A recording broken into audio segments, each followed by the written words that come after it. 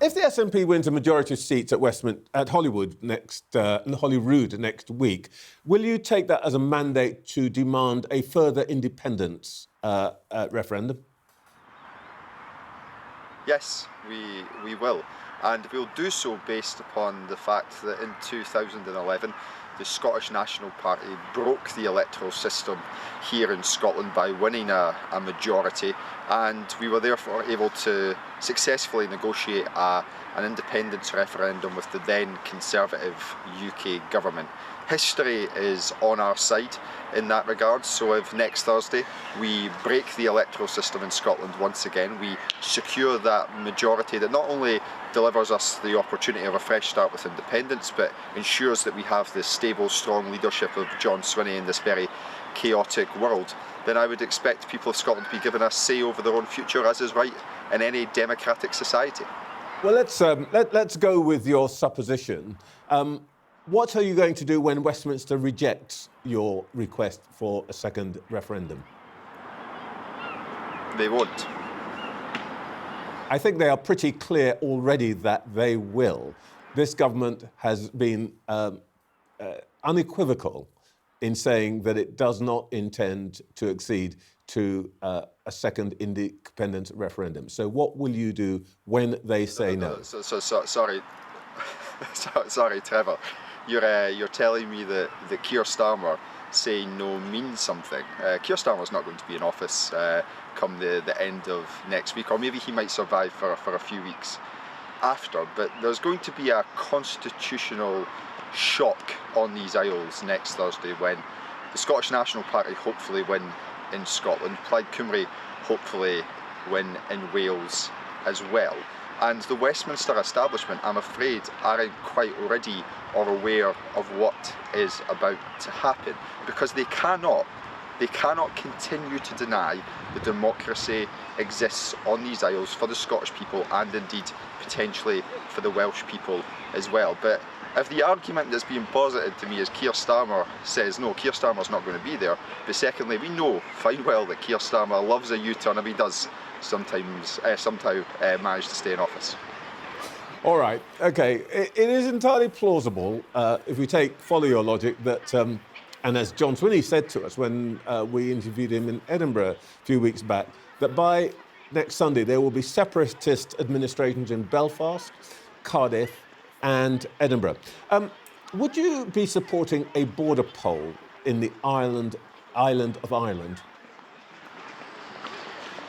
I'm interested in Scotland. I'm interested in making sure that we can deal with the cost of living crisis by capping bus fares at £2, by growing the economy and making sure that childcare is wrapped around from 9 months until primary school, by giving aspiration to our young people and giving them £10,000 towards a deposit, making sure that John Swinney remains our First Minister, showing that strong leadership we require. What happens in Ireland is for the people of Ireland, Trevor. I do get the manifesto points, but should you not be straight with the people of Scotland and say that you will do everything you can to break up the United Kingdom, which including separating Northern Ireland and Wales if they want it, at a time of international conflict and economic difficulty, as you've just been saying? That's your aim.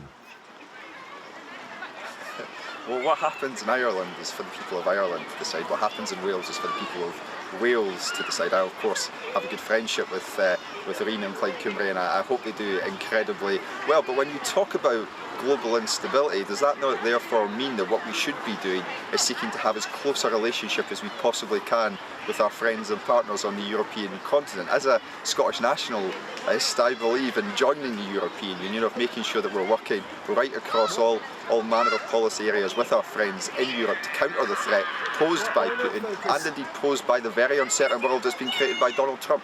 Why not focus on the great union you've already got with a bigger set of countries, and it's called the United Kingdom, and make that work? It's not for me to make the United Kingdom work, Trevor, and I may say big so. part I think of the country. You're a big part of the country. I think it's. I think it's broken beyond repair, and I hate to break that to you. And when we're talking about defence, you know, as Scottish nationalists, we always get attacked on this point, but the last time I checked, the UK wasn't even able to send a warship out to the Middle East, and I think it was HMS Dragon itself that went out for a couple of days, maybe to Cyprus, and then had to go back into dry docks. When it comes to defending Scotland, maybe it's about time that Scotland took its defence into its own hands, just as we should with our huge energy wealth, to make sure that we can transform the lives of the people who work here. Because Scotland is energy rich but fuel poor as a result of being in the UK, and we should be able to transform our society and people's lives, and not have to rely on broken Brexit Britain, which is going to potentially have Nigel Farage in charge. Come on, Trevor. Just quickly, that's an interesting point. So, any extra money that the SNP has or thinks that the UK has should be spent on defence? Pardon, sorry, I don't understand your question. Well, sorry. What you've just been saying is that your problem, part of your problem with Westminster, is that we are Westminster's pretty useless at sending ships to conflict zones and so on, because we're broken and all of that. So you'd like to spend more money on defence? I would like to make sure that we're able to defend the people of Scotland as well as we possibly can. That means being a part of NATO, but that means making sure that we can protect our assets in Scotland's North Sea and in the High North, by the way, which is crucially important because of what Donald Trump was doing. Scotland has a very positive future in front of it, but it can only achieve that by voting for the SNP, Trevor. Well, if you're voting for the SNP, by the way, next week, and if I may put this very briefly to you, you're voting for an administration that saw a biologically male prisoner who arrested and charged for assaulting a woman in the women's wing of a Scottish prison, put there by your administration, especially in the context of the Isla Bryson case, where a double rapist was located in a women's prison. So you're asking people to vote for biological male to be put in women's prisons next Thursday. That's okay? Trevor, I believe, as the First Minister quite rightly outlined, that the Supreme Court judgment is not one that we nobody should nor could disagree with. But when people are voting for the SNP, I'm afraid that they're voting for much more than that. They're voting for free higher education. They're voting for free we're voting for what we saw last week and what we saw with Isla Bryson. No, what they're voting for, I've just been clear, Trevor, that I agree with the outcome of the Supreme Court case. What I'm saying to you is that people in Scotland get to vote for much more than that. They get to vote for no university tuitions, no prescriptions. They get to vote for £2 free bus travel. They get to vote for a whole manner of things which improve their lives in a cost of living crisis, in contrast to the broken Brexit Britain that you and so many others appear to love. I'm so sorry to interrupt you, but we do have to move on. But thank you so much for your time this morning, Stephen Flynn. Thank you, Trevor.